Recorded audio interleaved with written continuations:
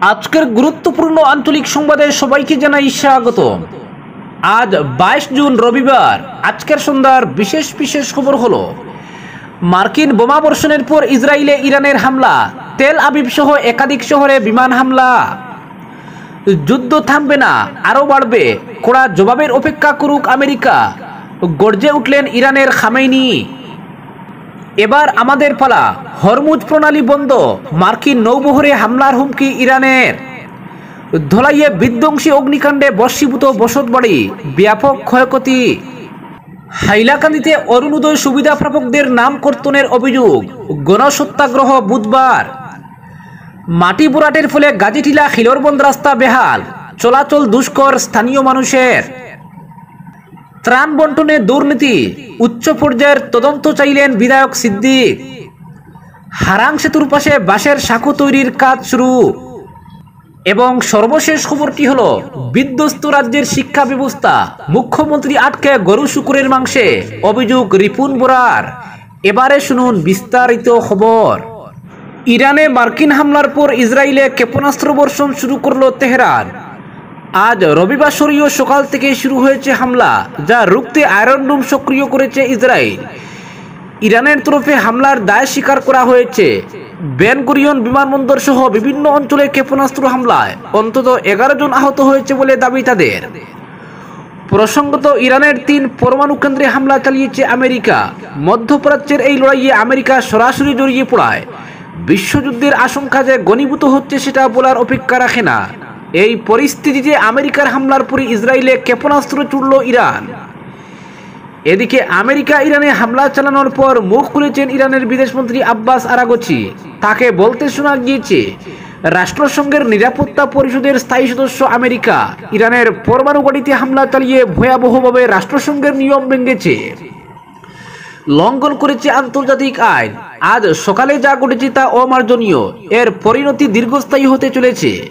পাশাপাশি তার দাবি, রাষ্ট্রসংঘের নিয়ম মেনে সার্বভৌমত্ব এবং আমজনতার স্বার্থ রক্ষার অধিকার রয়েছে ইরানের। অপরদিকে যুদ্ধ থামবে না, আরও বাড়বে। আমেরিকার হামলার পর তীব্র হুঙ্কার ইরানের সর্বোচ্চ নেতা আয়াতুল্লাহ আলী খোমেনির। লম্বা যুদ্ধের জন্য প্রস্তুত রয়েছে ইরান। নেতানিয়াহুর এজেন্ডাকেই বাড়াচ্ছেন ডোনাল্ড ট্রাম্প। ইরানের কড়া জবাবের অপেক্ষা করুক আমেরিকা। ইরানের সরকারি টিভি চ্যানেলে এই ভাষাতেই পাল্টা ট্রাম্পকে কড়া হুঁশিয়ারি দিয়েছেন ইরানের সর্বোচ্চ নেতা। তাদের দাবি, আমেরিকার আক্রমণে তাদের ছোটখাটো ক্ষয়ক্ষতি ছাড়া বিশেষ কিছুই হয়নি। যদিও আমেরিকা বলছে ধ্বস্ত হয়েছে ইরানের ফর্দ, নাথানজ, ইস্পাহানের মতো তিনটি নিউক্লিয়ার সাইট। খুবে ফুসছেন ইরানের বিদেশমন্ত্রী সৈয়দ আব্বাস আরাগচি। মার্কিন হামলাকে জঘন্য খুব উগরে দিয়েছেন।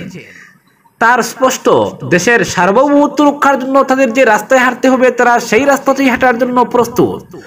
উল্টো দিকে রণহুঙ্কার দিয়ে চলেছেন মার্কিন প্রেসিডেন্ট ডোনাল্ড ট্রাম্প। তার সাফ কথা, ইরানের তরফে যদি আমেরিকায় কোনো রকম হামলার পরিকল্পনা করা হয় তাহলে তার ফল ভালো হবে না। আজকের হামলার থেকে কড়া প্রত্যাঘাত হবে। তবে ইরানের আলোচনার রাস্তায় আসা ছাড়া আর কোনো উপায় নেই বলে ভাবছে আমেরিকা, এমনটাই খবর সিএনএন সূত্রে। অন্যদিকে ট্রাম্পের পদক্ষেপের প্রশংসা করেছে ইসরায়েল।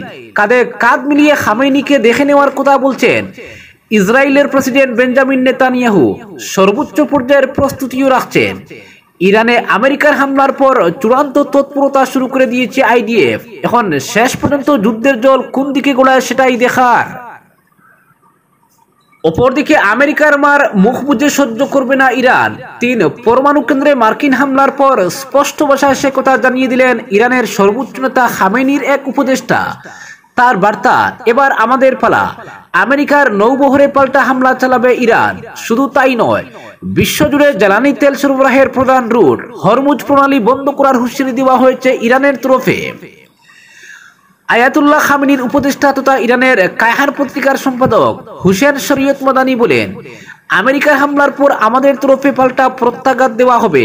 বাহরিনে আমেরিকার নৌবাহিনীর উপর ক্ষেপণাস্ত্র হামলা চালানো হবে। শুধু তাই নয়, আমেরিকা, ব্রিটেন, জার্মানি ও ফ্রান্সের জাহাজ চলাচলের জন্য যে হরমুজ প্রণালী ব্যবহার করা হয় তা বন্ধ করে দেওয়া হবে। ইরানের এই হুঁশিয়ারিতে স্বাভাবিকভাবে উদ্বেগে বিশ্ব। ভারতের জন্য এটি অন্যতম চিন্তার। গোটা বিশ্বের প্রায় 20% জ্বালানি তেল ও প্রাকৃতিক গ্যাসের বাণিজ্য হয় এই পথ থেকে। ভারত সরাসরি ইরান থেকে খুব বেশি তেল আমদানি না করলেও ভারতকে নিজের চাহিদার 85% বেশি তেল বাইরে থেকে কিনতে হয়। এই আমদানির প্রায় 50% হরমুজ প্রণালী অর্থাৎ এই বাণিজ্য পথ দিয়ে আসে। বিশ্বব্যাপী জ্বালানি তেলের প্রায় 20% বাণিজ্য এই পথ দিয়ে হয়। বিশেষজ্ঞদের আশঙ্কা, এই যুদ্ধের জেরে ইরান হরমুজ প্রণালী বন্ধ করলে ভারতের বাণিজ্যে বিরাট বাধার সম্মুখীন হবে। ইরাক, সৌদি আরব, আরব আমিরশাহী থেকে আসা তেলের সাপ্লাই বাধাপ্রাপ্ত হবে, যার প্রভাব সরাসরি পড়বে দেশের অর্থনীতিতে।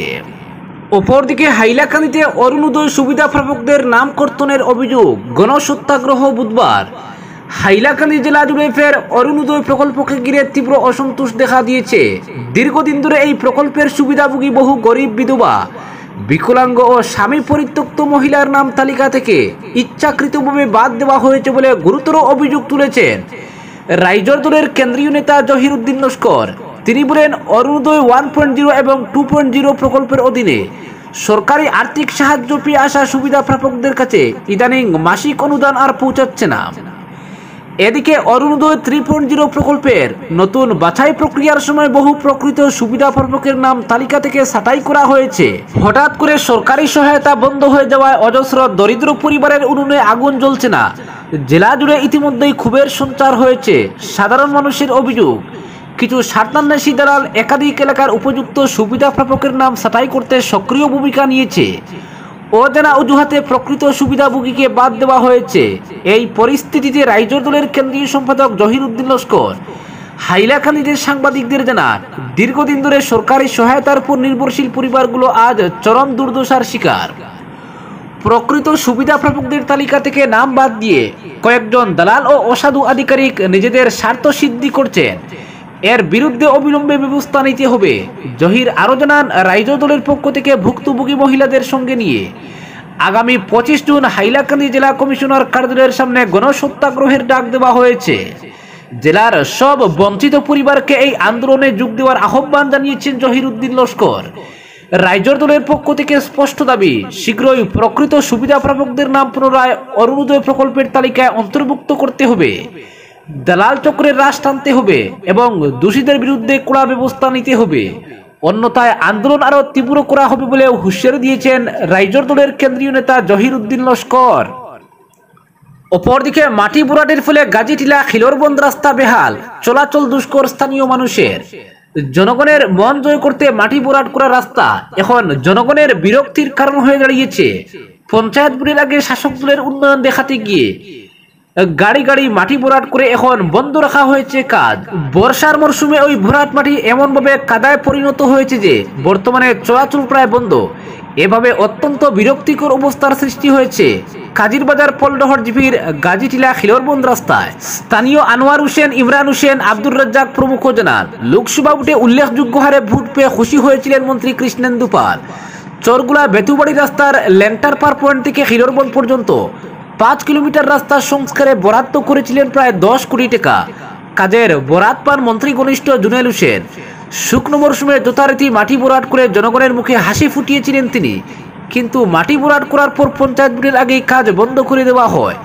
এরপর বর্ষা আসতে না আসতেই মানুষের মধ্যে শুরু হয়েছে হাহাকার। কর্দমাক্ত রাস্তা দিয়ে যান চলাচল দূরে থাক, পায়ে হেঁটে চলাচল করাই সম্ভব হচ্ছে না। কার্যত গৃহবন্দী অবস্থায় রয়েছেন ল্যান্টার পার, গাজীটিলা, চাঁদপুর, লালচূড়া, বাগতল, শ্রীপুর ও খিলরবন্দের জনগণের। ঝুঁকি নিয়ে স্কুলে যাচ্ছে কচিকাঁচা পড়ুয়ারা। আনোয়ার হোসেন বলেন, কিছুদিন আগে একটি শিশু হঠাৎ আছাড় খেয়ে পড়ে অজ্ঞান হয়ে যায়, পরে হাসপাতালে নিয়ে গেলে তার জ্ঞান ফিরে। এভাবে রাস্তাটির এই বেহাল অবস্থায় গভীর উৎকণ্ঠায় রয়েছেন অভিভাবক মহল। অসুস্থদের হাসপাতালে নিয়ে যাওয়া সম্ভব হচ্ছে না, টিকা কেন্দ্রে যেতে পারছেন না গর্ভবতী মহিলারাও। এভাবে বন্দিদশায় দিন পার করছেন ওই এলাকার লোকেরা। এই অবস্থায় রাস্তাটি দ্রুত সংস্কার করে যাতায়াতের উপযোগী করে তুলতে মন্ত্রী কৃষ্ণেন্দু পাল ও বিভাগীয় কর্তৃপক্ষের দৃষ্টি আকর্ষণ করেছেন আনোয়ার হোসেন, ইমরান হোসেন, আব্দুর রাজ্জাক সহ স্থানীয়রা। অপরদিকে হারাং সেতুর পাশে বাঁশের সাঁকো তৈরির কাজ শুরু। মন্ত্রী কৌশিক রায় ও মন্ত্রী কৃষ্ণেন্দু পালের নির্দেশে শনিবার থেকে ভেঙ্গে পড়া সেতু সরানোর কাজ শুরু হলো। এদিন এক্সকেভেটর দিয়ে সেতু ভাঙ্গার কাজ পুরোদমে শুরু হয়েছে। বুধবার বরাক উপত্যকা উন্নয়ন বিভাগের মন্ত্রী কৌশিক রায় ও শুক্রবার পূর্ত বিভাগের মন্ত্রী কৃষ্ণেন্দু পাল ভেঙ্গে পড়া হারাং সেতু পরিদর্শন করেছিলেন। দুই মন্ত্রী 20 থেকে 1 মাসের মধ্যে বেইলি সেতুর কাজ সম্পন্ন হবে বলে আশ্বাস দিয়েছিলেন। তাই তারা ভাঙ্গা সেতু অবিলম্বে সরিয়ে নেওয়ার নির্দেশ দিয়েছিলেন। সেই নির্দেশে কাজ শুরু হয়েছে। এদিকে মন্ত্রী কৌশিক রায়ের নির্দেশে পায়ে হেঁটে মানুষ পারাপারের জন্য নদীর উপর ফুটব্রিজ বাঁশের সাঁকো তৈরি করার কাজ শুরু হয়েছে। 1 সপ্তাহের মধ্যে বাঁশের সাঁকো তৈরির কাজ সম্পূর্ণ হতে পারে।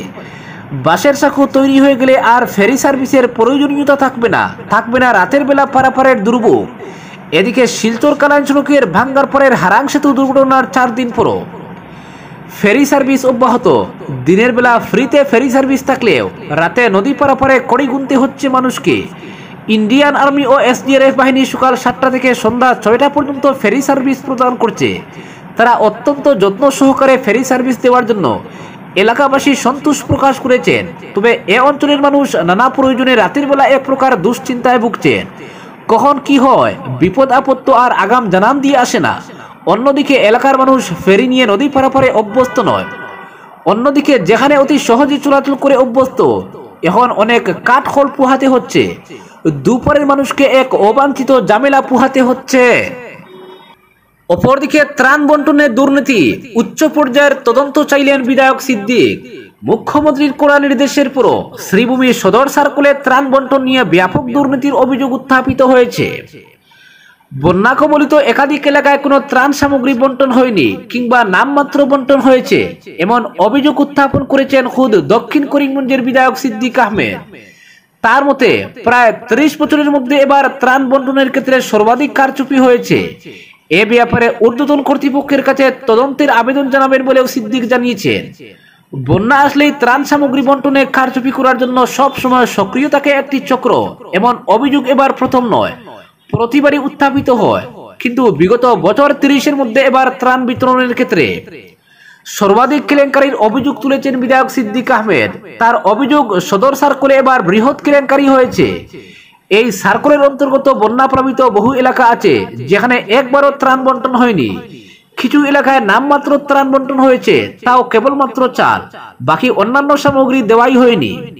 সিদ্দিক অভিযোগ করেন, এ নিয়ে তিনি নিজে বার কয়েক সার্কেল অফিসার জাগৃতি কারবারের সঙ্গে যোগাযোগ করেছেন, এমনকি জেলা কমিশনারের সঙ্গে যোগাযোগ করেছেন, কিন্তু 8-10টি জিপির মধ্যে 8টি গ্রামেও সঠিকভাবে ত্রাণ বন্টন হয়নি।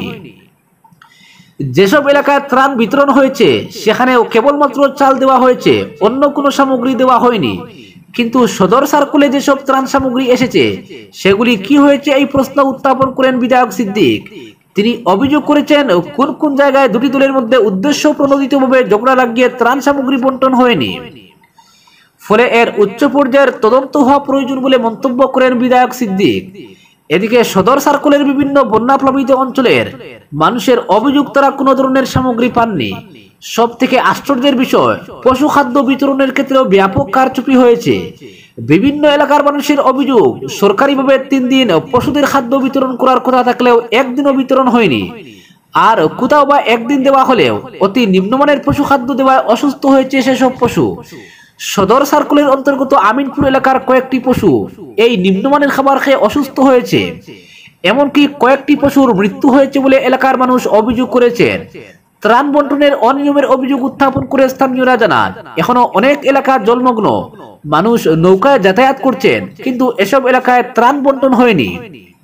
একবার খুব অল্প সংখ্যক চাল বন্টন হলেও বাকি কোনো সামগ্রী দেওয়া হয়নি। মুখ্যমন্ত্রী বারবার বন্যা পীড়িত মানুষের জন্য পর্যাপ্ত ত্রাণ বন্টনের নির্দেশ দিলেও শ্রীভূমি সদর সার্কেলের অন্তর্গত এই এলাকায় ত্রাণ বন্টন হয়নি। তাই এক্ষেত্রে স্থানীয়রা মুখ্যমন্ত্রীর হস্তক্ষেপ কামনা করেছেন এবং একটি উচ্চ পর্যায়ের তদন্তের মাধ্যমে বিহিত ব্যবস্থা গ্রহণের দাবি জানিয়েছেন। অপরদিকে ধলাইয়ে বিধ্বংসী অগ্নিকাণ্ডে ভস্মীভূত বসতবাড়ি, ব্যাপক ক্ষয়ক্ষতি। এক ভয়াবহ অগ্নিকাণ্ডে দক্ষিণ ধলাইয়ের পশ্চিম সত্যগ্রামের একটি বসতঘর ছারখার হয়ে যায়। শনিবার রাতে এই ভয়ঙ্কর অগ্নিকাণ্ডের ঘটনাটি সংঘটিত হয়। জানা যায়, আগুনে ফয়জুল হক বড়ভূইয়ার বসতবাড়ি সম্পূর্ণ ভস্মীভূত হয়। এই মর্মান্তিক ঘটনায় সর্বশান্ত হয়ে পড়েছে ফয়জুলের পরিবার। ফয়জুল হক জানান, রাত 11টা নাগাদ হঠাৎ আগুনের তাপে তার ঘুম ভেঙে যায়। দ্রুত তিনি স্ত্রী ও সন্তানদের নিয়ে ঘর থেকে বেরিয়ে কোনো ক্রমে প্রাণে বাঁচেন। তবে তাদের চোখের সামনেই দাউ দাউ করে জ্বলতে থাকে তাদের একমাত্র আশ্রয়খানা। বাড়ির পাশেই ছিল গোয়ালঘর এবং অন্যান্য গৃহপালিত পশুর থাকার জায়গা। আগুন দ্রুত ছড়িয়ে পড়ায় বেশিরভাগ পশু রক্ষা করা যায়নি। শুধুমাত্র দড়ি কেটে দেওয়ার কারণে গরুগুলো প্রাণে বাঁচলেও মুরগ, হাঁস, ছাগল সহ অন্যান্য গৃহপালিত পশু আগুনে পুড়ে মারা গেছে।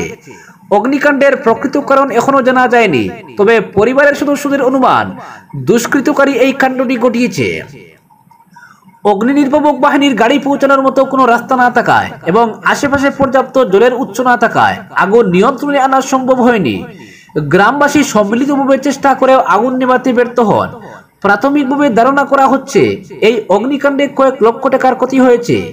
ইতিমধ্যে ফয়জুল হক দোলাই থানা একটি লিখিত এফআইআর দায়ের করেছেন। পুলিশ ঘটনার তদন্ত শুরু করেছে। এই ভয়াবহ অগ্নিকাণ্ডের পর ফয়জুল ও তার পরিবার এখন সম্পূর্ণ আশ্রয়হীন। অপরদিকে বিধ্বস্ত রাজ্যের শিক্ষা ব্যবস্থা, নিম্ন প্রাথমিক স্তরে বাড়ছে স্কুল ছুটদের সংখ্যা, আর মুখ্যমন্ত্রী ডক্টর হিমন্ত বিশ্ব শর্মা ব্যস্ত কংগ্রেস ও গৌরব গগৈকে নিয়ে। রাজীব ভবনে সাংবাদিক সম্মেলন করে মুখ্যমন্ত্রীকে তুলোধনা করলেন প্রবীণ কংগ্রেস নেতা রিপুন বোরা। রিপুন বোরা বলেছেন, গত 10 বছরে রাজ্যের শিক্ষা ব্যবস্থা ত্বরান্বিতে এসে ঠেকেছে। গত 10 বছরে রাজ্যে কম করেও 7 বার প্রশ্নপত্র ফাঁসের ঘটনা ঘটেছে। বন্ধ হয়ে গেছে প্রায় 7,000 স্কুল। প্রাথমিক স্তরে স্কুল ছুট এখন 6%, সর্বভারতীয় স্তরে তা 1.5%। এ মুহূর্তে রাজ্যের শিক্ষা ব্যবস্থার এমন করুণ দশা হয়েছে যা ভাবা যায় না। রাজ্যের উন্নয়নের কথা দূরেই থাক, মানব সম্পদ উন্নয়ন মন্ত্রকের 2024-25-এ প্রকাশিত গ্রেডিং এর কথা তুলে ধরে রিপুন বোরা বলেছেন, ওই গ্রেডের দিকে তাকালে বোঝা যাবে আসামের শিক্ষা ব্যবস্থার হাল হকিকত। দেশের মোট 28টি রাজ্য ও 8টি কেন্দ্রশাসিত অঞ্চলের মধ্যে গ্রেডে আসামের স্থান নিচের দিক থেকে দ্বিতীয়, অর্থাৎ 34 নম্বর স্থানে রয়েছে আসাম। মুখ্যমন্ত্রী ডক্টর হিমন্ত বিশ্ব শর্মার যখন এসব নিয়ে ভাবার কথা, তখন তিনি কংগ্রেস ও গৌরব গগৈর পেছনে পড়ে রয়েছেন। গান্ধী পরিবারকে নিয়ে মন্তব্য করছেন। গান্ধী পরিবারের জন্য কংগ্রেস অস্বচ্ছ আর তার নিজের দল স্বচ্ছ। গরু শুকুরের মাংস বিতর্কে আটকে রয়েছেন। রিপুন বলেছেন, মুখ্যমন্ত্রীর যদি পরামর্শের প্রয়োজন হয় তাহলে আমি বলবো এসব ছাড়ুন। আপনি কোন দল স্বচ্ছ কোন দল অস্বচ্ছ এর পেছনে না পড়ে রাজ্যের বিধ্বস্ত শিক্ষা ব্যবস্থাকে কিভাবে সঠিক ট্র্যাকে নিয়ে আসা যায় তা নিয়ে ভাবুন। কংগ্রেসের বরিষ্ঠ নেতা রিপুন বোরা রাজ্যের শিক্ষা ব্যবস্থার তলানিতে যাওয়া নিয়ে এক হাত নিয়েছেন শিক্ষামন্ত্রী ডক্টর রনজ পেগুকেও। বলেন, ডক্টর পেগু তো পুতুল মন্ত্রী। দেশে প্রাথমিক স্তরে স্কুল ছুট শতাংশের দিকে যখন 1.5, তখন আসামে এই হার 6%। আজকের বিশেষ সংবাদ এখানেই সমাপ্ত।